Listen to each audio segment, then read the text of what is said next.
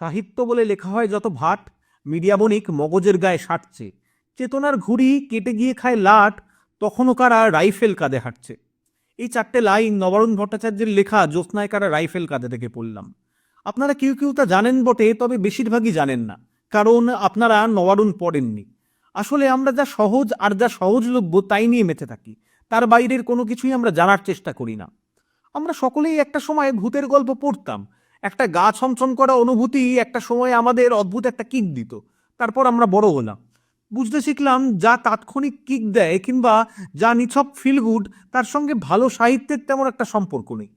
খেয়াল করলে দেখবেন তারনাদের কাছ থেকে ভূত প্রেতের গল্প শুনে বাইরে বেরিয়ে লেখক এবং কিশোরী সেসব গল্পকে নিছক মন গড়া গল্প বলেই উল্লেখ করতেন।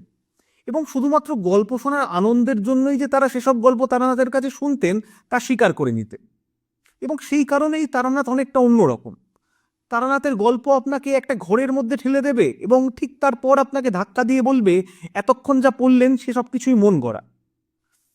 আর এখন এখন হাজার হাজার লেখক আর তাদের অপাঠ্য ভূত প্রেত তন্ত্রের বই আর লক্ষ লক্ষ ভুতুরে পডকাস্ট। সাহিত্য যদি সময়ের আয়না হয় তাহলে বুঝবেন এখন আমরা একটা ঘোর অন্ধকার সময়ের মধ্যে আছি। আরো অনেক কিছুর মতোই অনেক আগেই বোধহয় আমাদেরও 12টা বেজে গেছে।